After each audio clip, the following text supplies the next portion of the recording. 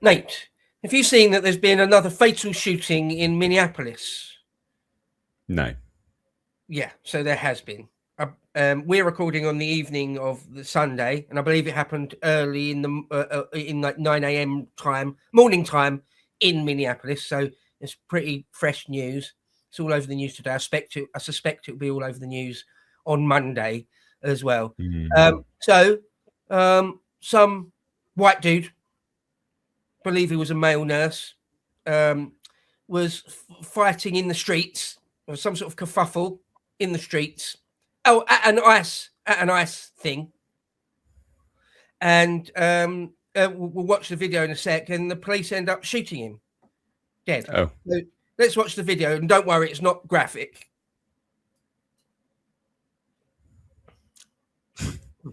Says it is.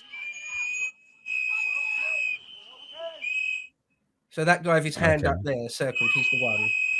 He's been pepper sprayed. Yeah, they're pepper spraying him. He seems to be fighting with that woman, doing something to that woman. So they grab him off. And then, like, about 6 guys will jump on him. The suggestion is he's got a gun. One bit, this guy tries to whack something out of his hand. Watch this bit. That. There. He's doing something, isn't he? Is he not trying to hit his head? Don't know. It's not clear. And then...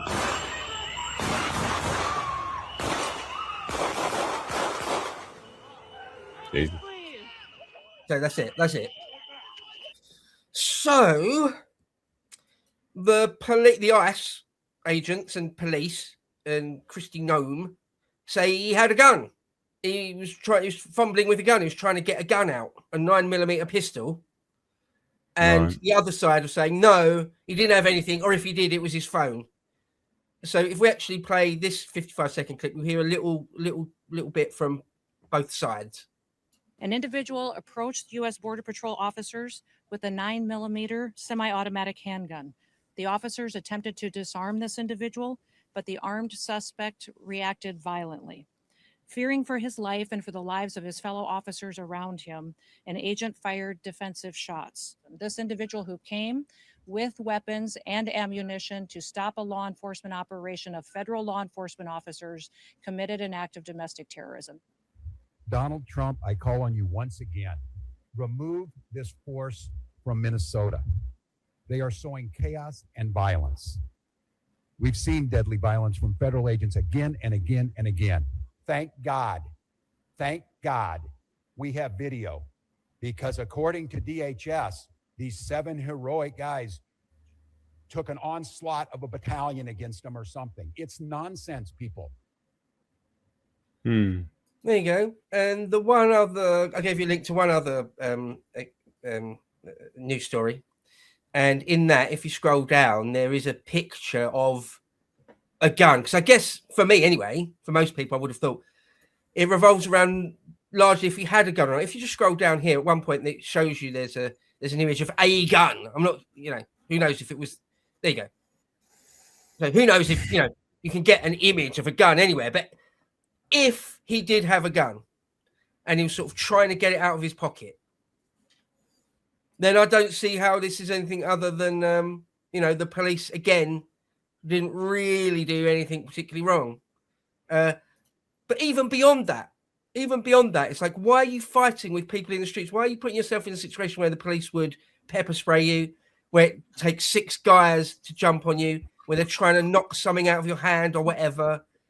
Even if you were going for your phone and you got it out, but in that instant they thought it might be a gun. There's loads of people that have been killed where the police think they've got a gun and it turns out not to be a gun. It turns out to be a hero sandwich, or it turns out to be a Subway in foil or whatever. And the police just see a glint, and they shoot, and you're dead. It's like, it'd be nicer if that video clip was clearer, whether you actually saw he had a gun or not, but that's what the police obviously thought it was. So do I think that Kristi Noem and those ICE officers have just completely made up that he had a gun and then planted a gun or just taken a picture of a 9mm pistol and said, look, this was the gun it is, and that's not true? Is that what's going on, or did he just have a gun? I don't know. Mm, I suspect he just did have a gun, but I don't know. Maybe we'll see if there's a full-blown investigation properly into it, and it'll be shown beyond a shadow of a doubt, one way or another. But I've always said, and I maintain, don't fight with cops. If they've decided they want to detain you, let them detain you, and you get to the bottom of it in the back of their car or at the station. If you start fighting with them, it's not going to end well for you, nearly always. Like, you go to a protest, no. pepper spray you, and there's 6 guys on you, and you're struggling. You're trying to get something out of your pocket, and you're fighting back. What? Why? Right. So just come across this over on Twitter. I just wanted to get a little bit more information, really, see whether we when we did a video on the Rene Good, we got accused of being armchair quarterbacks.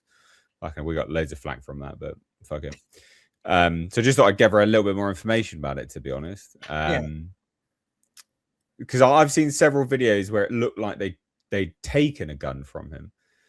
I'd seen a video before, just briefly.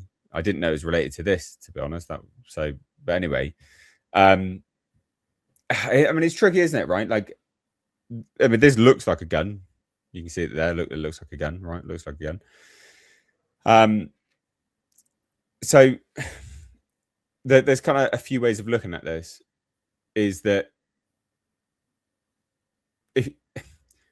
because Gnome's comments, I don't like her comments in defense of what the ICE did, because if you're pro, what is it? Second Amendment. That's the guns, isn't it, in America? Second Amendment, right? The right to bear arms. I think that's the Second Amendment. If you're pro Second Amendment, you shouldn't be at risk of being shot at just because you're carrying a gun and you are in a fight, right? Because that kind of negates the Second Amendment.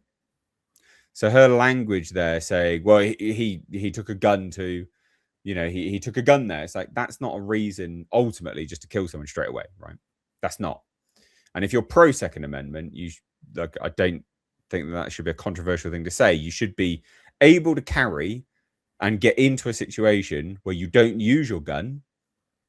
Obviously, here it looks like he has pulled his gun, but just to say that he's taken his gun somewhere, I don't know. If you are pro Second Amendment, I don't know how you can sort of pass that up as a great comment to make. Basically, interesting point. To me, that is that's a way to get guns off the streets. That's a language that your enemies can use against you. Well, and if you're pro Second Amendment, I think you should be against that. Can I add just a tiny bit more to that? Because it's a really good point.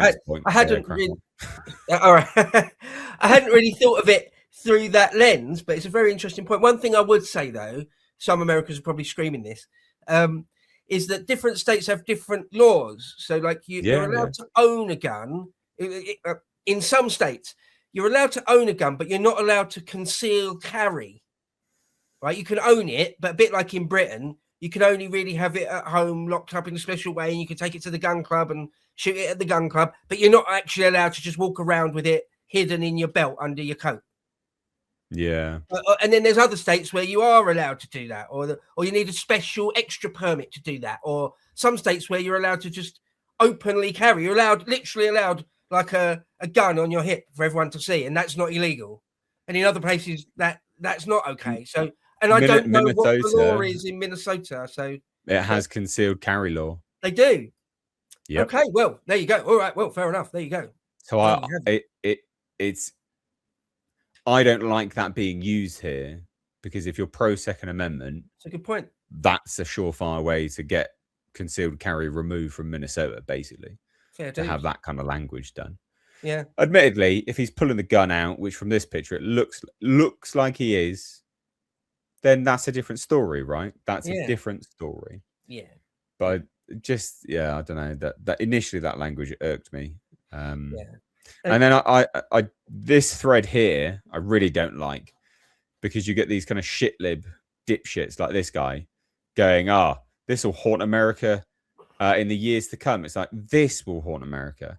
What about that poor woman that was burnt alive on the New York subway? Yeah. But what about that? Yeah.